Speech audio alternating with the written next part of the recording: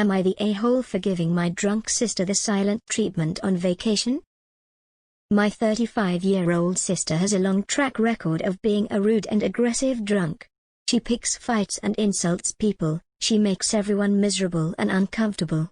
She's done and said extremely hurtful things to me over the years. So much so it triggers my PTSD from an abusive relationship. She's never once apologized for these actions, and if you make any mention of the way she acts when drunk, she lashes out. My mom, sister, and I took a vacation for a few days. I didn't really think about my sister's history because she said she hadn't been drinking much. I'm 5 months pregnant, and my mom is sober. I thought it would be relaxing and laid back. We decided to go for a swim, and then my sister starts taking shots. She's shit-faced by the 5th shot, so my mom suggests she slows down or stops. They start arguing and my sister starts her usual nonsense. I decided to remove myself from the situation and go to a pottery painting class by the pool. A while later my sister finds me. She's loud, slurring her words, talking really loud, and trying to kiss me all over the neck. She starts telling me how ugly my pottery painting is and asks why I would choose the colors I did. I tell her to get away and explain to her she isn't fun to be around when she's drunk. She calls me grouchy and leaves. I'm almost in tears because I'm expecting it to get even worse like it always does. My mum comes up and I explain that I'm feeling really anxious and on the verge of tears or a panic attack.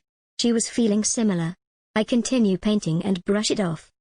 My sister disappears into a random couple's hotel room for about 5 hours. She finds her way back to our room stumbling, looking for the bathroom inside the closet, rummaging through my suitcase in the dark thinking it's hers, all sorts of stupid nonsense. She finally goes to bed. I decided to keep my distance from her the whole next day. I was less talkative and kept to myself if I wasn't with my mum. I pretty much gave her the silent treatment. My sister is the type that wakes up and laughs about her stupid decision-making, and she wants an audience. She doesn't think about how she may have made someone else feel. She doesn't care that she disappeared in Mexico without telling anyone, doesn't care that she put herself in danger with random people. She will literally laugh like it's not a big deal, and I wasn't about to entertain it or put myself out there for her to abuse. Vacation ends and I drop her off at home. My mom proceeds to tell me I was a complete asshole for not acknowledging her all day. I asked my mum why is it okay for her to do some fucked up stuff every single time she drinks, but when I decide I've had enough you tell me I'm an asshole? I'm the only one in my family who has done therapy consistently. I struggle with boundaries because when I set them there are people who try to tell me they aren't justified. It's created this mindfuck in my head where I feel guilty for putting my foot down. So am I the a-hole? Am I the a-hole for donating a kidney and making my fiancé have a mental breakdown? First, some background. My M26 fiancé, F29, father passed away about a year before we started dating, 5 years ago. He lost everything in the '08 recession, so he decided to drink himself to death. As far as I know, he was never an angry drunk, and F was always close with him despite his issues. The drinking took its toll, and my fiancé was responsible for taking care of him until the end, liver cirrhosis. A few months later, her mom ran across the country to marry an old boyfriend and dumped F to sleep on friends' couches. To say that this messed with her mental health would be an understatement, but she's refused to get help or address these issues in a healthy manner. I hate to be an armchair psychologist, but I'd put my money on depression, anxiety and PTSD. It affects her seriously, to the point where she struggles with keeping jobs and we can't celebrate most holidays because of them bringing up trauma. She also can't really handle me talking about my own father, which is important in this case. A few years ago my father was diagnosed with an inflammatory disease that attacks the organs. Right now it's going after his lungs and kidneys. The main concern is his kidneys, and he's now on dialysis and needs a transplant. Due to his age and that this disease will eventually kill any new kidney too, assuming he doesn't die from it attacking his lungs or something else, He's not going to get a kidney without a direct donation. I've tested as a match and I want to go through with the process, even if it only gives us a few more years. Throughout this whole thing I haven't been able to talk to F about anything. This has been pretty hard on me since I don't have anyone outside of my family to talk to about this. Anytime I do try to talk to her I either immediately get shut down or she goes into a days-long depressive episode of hardly eating and locking herself away. She didn't know that I was going through with the donation, or even that my dad needed one, until basically the last moment when I finally forced her to listen to what was going on. This was yesterday. She didn't take it well. I got yelled at for not including her in such an important decision, which I expected. It quickly broke down into her yelling about me abandoning her and how she doesn't have anyone else other than me. Also she screamed at me about how it's not fair that I have the chance to save my dad when she couldn't do the same. She had her sister come pick her up, over 8 hours round trip. Her sister says that F basically had a breakdown after they left and is at the hospital now, and that I'm a massive A for trading my dad's health for F's mental health. Am I the a-hole? I know that I should have communicated with F more, but she couldn't emotionally handle it. In the end I feel like I made the only choice to be made, but I do feel like I am trading F's life for a few more years with my dad. And AMP, #X200B. /update, I went through and read every comment. Most seem to believe that F cannot really function in a relationship at the moment, let alone a marriage, and I agree with that. I decided to put things on hold for now and possibly end things. I got a call from F's sister before I got the chance to discuss anything. F won't be coming back. She's decided that our current situation is too toxic for her to deal with and she needs time to focus on her own issues without the distraction of living with someone who is in the process of losing a parent. F's sister basically confirmed that her own reaction is due to not wanting to have to take care of F through this. She also has a lot going on in her life and doesn't really have the time/energy to deal with her. She did apologize for her comments through and AMP, #X200B. I honestly feel way better after that conversation. I'm happy that my now ex-F is finally getting the help that she needs. Also, all of the walking on eggshells and setting yourself on fire to keep her warm comments were 100% correct, and I feel like a massive weight has been lifted off of my shoulders. Thanks everyone. Am I the a-hole for extorting my dad to let him back into my life? Bit of a long one. So my 22 meters dad decided to leave when I was about 3, moved away and got remarried, eventually moving abroad with his new wife to Gibraltar, essentially Spain if you're unaware. I grew up my entire life with basically no contact, wasn't the best childhood but I got by. I was however close with my grandparents on my dad's side, and would visit them about twice a year. However, this abruptly stopped when I was 15. Turns out my grandmother had brain cancer, and my dad's family didn't decide to inform me until 2 days before she died, making it impossible for me to get there and say goodbye. On top of this, they also didn't tell me the funeral date. We found out through an obituary in the paper on the day and had to rush 2 hours to get there. I arrived midway through the service and had to stand at the back with people who barely knew her. As everyone left the church, my dad acknowledged me with a handshake and a hello, and that was it. 2 years later my grandfather died, and this time my dad seemed to make a massive effort. He invited me to stay with him and attend the funeral, actually spoke to me, told me he was sorry for everything and promised I could visit him in Spain. He also promised to sort inheritance money from my grandparents' accounts and the sale of their house. I thought maybe he'd changed, but apparently not.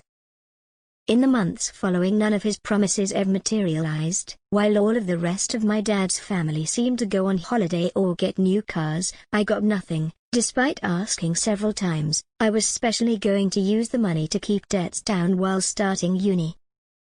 Eventually I gave up hoping for anything, and got on with my life. Recently my dad tried to get into contact again, telling me that he wanted to have a relationship with his only son and a load of other bullshit. I told him that sure, If he wants to reimburse me for every missed birthday and Christmas, every missed life achievement like graduating uni, and if he can make up for every hollow promise, as well as giving me my owed inheritance which as far as I'm concerned, he stole, then I might consider it. He tried to argue that he just wanted to start building a relationship, but I told him actions have consequences, and this isn't some fucking fairy tale where I'll just forgive everything because we're family.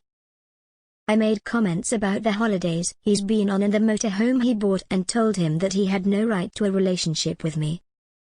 Now I've got relatives messaging me telling me I shouldn't extort him for money, that he only wants a relationship with me in his older years and that I should consider his feelings. I told them to fuck off and consider my feelings, that maybe I'd have liked a dad for the last 20 years, not just now that it suits him, and asked them how they enjoyed all the things they seemed to spend their inheritance money on. They called me a horrible person and tbh I'm considering cutting all contact. So Reddit, am I the a-hole for wanting reimbursement off my deadbeat dad? Am I the a-hole for trying to have my dream wedding? I have had a dream wedding date my entire life. I'm finally engaged, and my fiancé and I wanted to book our wedding right away.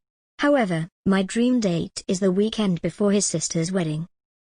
He called his parents to tell him and they said they thought it was too close, but that he should talk to his sister, they would be okay with it if she was okay with it. He called his sister to tell her. She said she thought it was too close. We booked it the next day because someone else was looking at the venue we wanted for the same day. She's very upset. We can't wait another year because we want to start having children. Am I the a-hole for being angry that my ex-wife named her new son after our late son? Throw away because I don't want this on my main. My 33M and my ex, Lana, 33F, fake name, were married for 4 years. We got married at 18 straight out of high school and had our kid a year later. In hindsight, disaster waiting to happen, the marriage. We had a boy, Nathan. Nathan was stolen from us 4 years later. It ended us. I'm still in therapy. A few years after our divorce, we're now 26, she met Steve, fake name. Steve and Lana dated and eventually got married. I was genuinely happy for them both. When they got pregnant, I was thrilled for Lana. It reminded me of Nathan, and it brought back a lot of heartbreak, but I was really happy she was building a new family. I'm not there yet. Last week she gave birth to a boy and announced that she'd named him Nathan. Officially, Nathan II, like you would with your pets. In a Facebook post, she put his photo next to a Nathan and wrote a tribute, but I just couldn't. I lost it. I called her up and demanded she change his name. That she had no right. There were a lot of words exchanged before I broke my phone. Not long after I received a call from my sister telling me I was an A for how I reacted, and that I'm not respecting her grief. She's since gotten the family involved who are siding with my ex. My mother is insisting I should be grateful that God has given Nathan back to us. Worse, someone sent word back to my therapist who's scheduled an emergency session for this afternoon. Everyone is calling me TA and I feel like I'm losing my mind. Edit to answer a few questions and some DM''S:'. Our son was stolen from us by a driver ignoring school bus stopping laws. Now stop fucking asking. My ex and I were still close because we continued grief counseling together even after the divorce. We couldn't cope together under the same roof, and that led to the divorce, but we didn't hate each other. My ex and my family are still close because we've all known each other since we were kids. My sister was Nathan's godmother and maid of honor at Lana's wedding. I won't change therapists because of this. I've been with her for many years now. She's one of my anchors. Edit 2:. A couple of you have asked about my breaking the phone and taking a call. I have 2 cells. A personal one, and one my work gave me. My work phone is dual, so I transferred the SIM card from my broken one. Am I the a-hole for possibly putting my parents in more debt? Sounds bad, but hear me out. My parents have never been financially savvy. Ever. Since I was 14, I helped them with their mortgage and utilities, because if I didn't, we'd be on the streets. I worked 3 different jobs, with them promising me a savings account for college. Turns out they'd been pocketing every cent. I only found out when I was 17 and had gotten accepted into UNC and NCSU and didn't have money for a deposit on a dorm room. With that little bit of background, I had been working so much, I needed a car of my own. So at 15, my dad and I went to go look at cars. I wanted a used car. Cheaper and honestly better for someone at 15, right? Wrong. My dad knew the owner of the dealership and thought he got a deal on the car. Turns out, his credit was so shit, his interest rate turned out to be terribly high. I was told I'd have the car paid off in 5 years. With a $500 car note. Also wrong.